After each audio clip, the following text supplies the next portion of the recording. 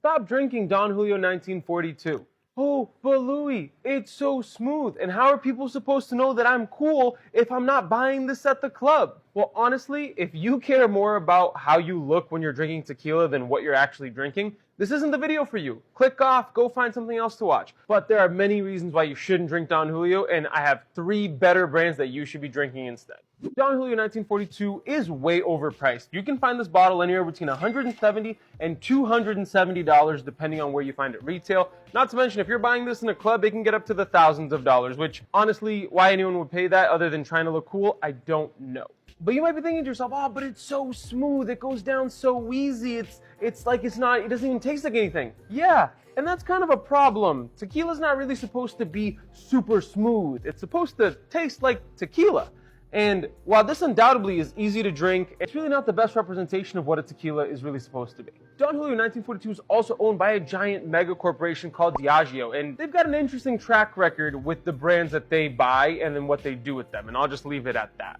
Some people do claim that Don Julio does have additives in it, though of course you can't prove it because no company is out there advertising, hey, we put chemicals in our tequila, but it isn't certified additive free. And for all of those reasons, I think that there are much better options for you to be drinking than 1942. The first one I want to talk about is Fortaleza. I've spoken about this tequila brand at length, and honestly, in my opinion, this is the best tequila on the market right now.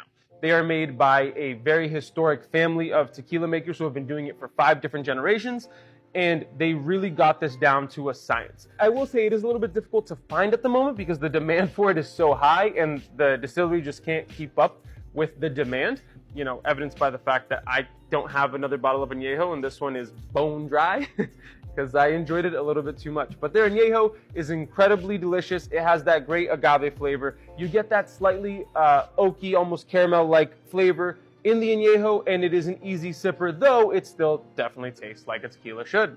And certified additive free.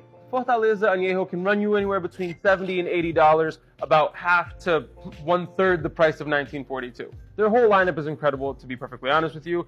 If you can find this, I highly recommend you getting your hands on some of this. The next brand I'm going to talk to you about is El Tesoro. El Tesoro is made by a master tequila distiller. Carlos Camarena is an absolute legend in this space, and he is one of the most looked up to figures in the tequila industry. It runs around $70 or so. Their Añejo is a little bit lighter than, say, the Fortaleza and even the next brand I'm going to show you, and even possibly the 1942, but it still has that great, natural, rich agave flavor with some of those barrel notes in it as well. This one I can actually taste because we have some left. It's got that rich, natural agave flavor with some great undertones provided by the barrel. This one definitely is more agave forward for an Añejo, but it is incredibly easy sipper. It is really delicious and as well certified additive free. And the last brand I want to talk to you about today is Cascanes Añejo.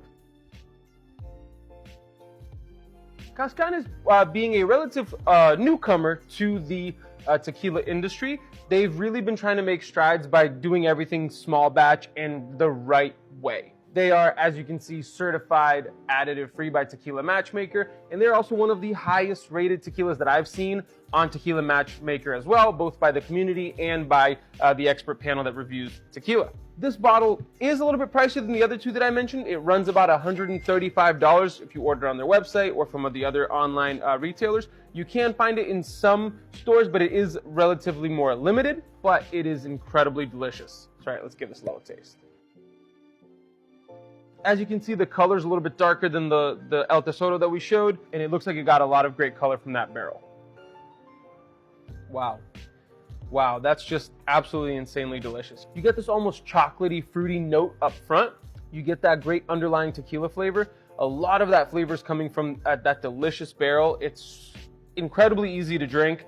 It is super smooth and delicious, and honestly, this just beats 1942 every single day of the week, twice on Sundays. It's just incredible and amazing. If you want to buy someone a nice gift because the 1942 was like your gift-giving tequila, replace that with Cascanes. It feels premium. It has that premium price point if that's what you care about, and I think it would be an incredible gift for anybody that really enjoys tequila. Man, this is stupidly good.